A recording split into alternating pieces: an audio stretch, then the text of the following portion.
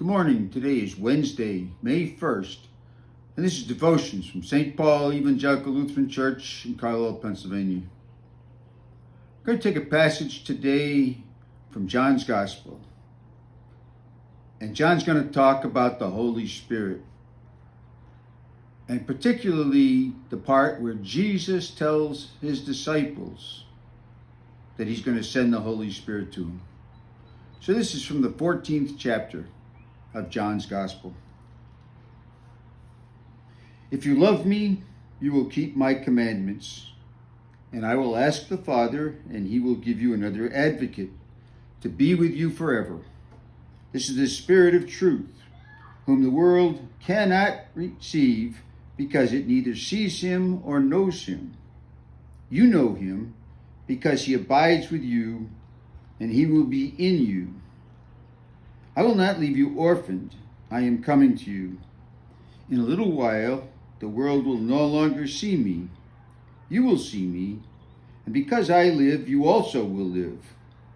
On that day, you will know that I am in my Father, and you in me, and I in you.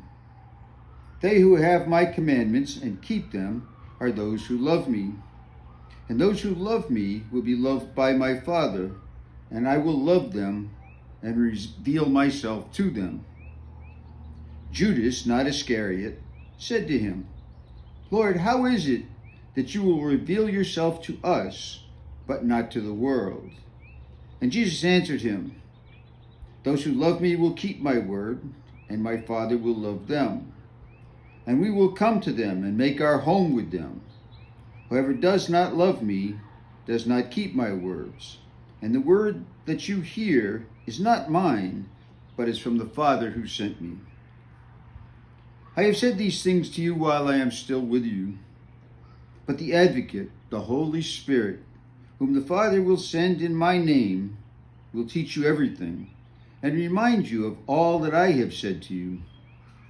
Peace I leave with you, my peace I give to you. I do not give as the world does. You do not let your hearts be troubled, and do not let them be afraid. You heard me say to you, I am going, coming to you. If you love me, you would rejoice that I am going to the Father, because the Father is greater than I. And now I have told you this before it occurs, so that when it occurs, you may believe.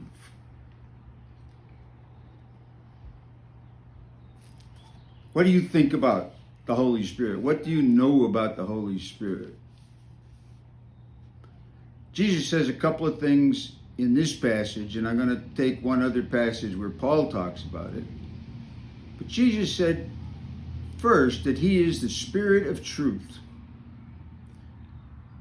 And so when we have a decision to make about what action to take, what's right, what's wrong, what's truth and what's not, it will be the Holy Spirit that plays on our minds and on our hearts and gives us the information to know what is true and what is not. We get this from Jesus. But more than that, Jesus used the term advocate. Now we think of advocate as a lawyer, but think of somebody as a comforter, somebody who's there with you, somebody who's there to help you and take care of you and guide you on the path. And this is the role that Jesus said the Holy Spirit, the Advocate, will play for us. We're just about getting to the season of Pentecost, when traditionally, for the first time, the Holy Spirit came down on the disciples, turned into apostles, and lit fires upon their heads and gave them the power and the strength and the motivation to fulfill their roles as apostles and to tell everyone about Jesus. That strength was part of the guiding and being with of the Holy Spirit.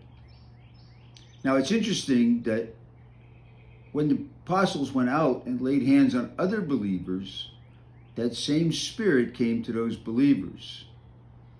This coming Sunday in church, you're going to hear from the book of Acts, where that happened with Peter and a bunch of Gentiles. And so this is a role that is not just for those who are of the faith of Jesus, of the Jewish faith, but now to all people who believe in Jesus. There's a passage in Romans where Paul talks about the Spirit, the Holy Spirit. And he said, we don't even know how to pray to God, but the Holy Spirit, who knows what we need, speaks with groans too deep for words. Things that we can't even think about or say, the Spirit prays for us to take care of us.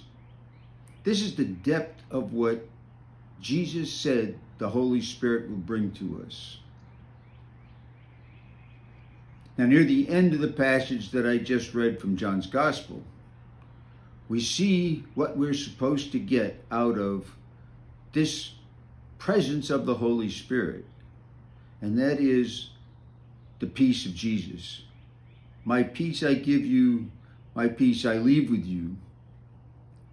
And Jesus' peace isn't like what we think of peace of mind. We still have our worries of the world. What's for supper tonight? Are my kids going to be okay? Am I going to make it to church on time? All those little things that we think about every day are still there. But the peace that Jesus is talking about is we no longer have to worry about what our fate is in this world. Jesus has already taken care of that, and the Spirit was sent to reassure us of that. Jesus has won that battle. It's over. It's done. We have the peace that Jesus gives us, and we have it through the Spirit. Read chapter 14 in John's Gospel. Learn about the Spirit. Think about the Spirit. And know that the Spirit is there guiding us every step of the way, just like Jesus said he would. And we are so blessed because of it. I thank you for listening. May the Spirit be with you. Thank you.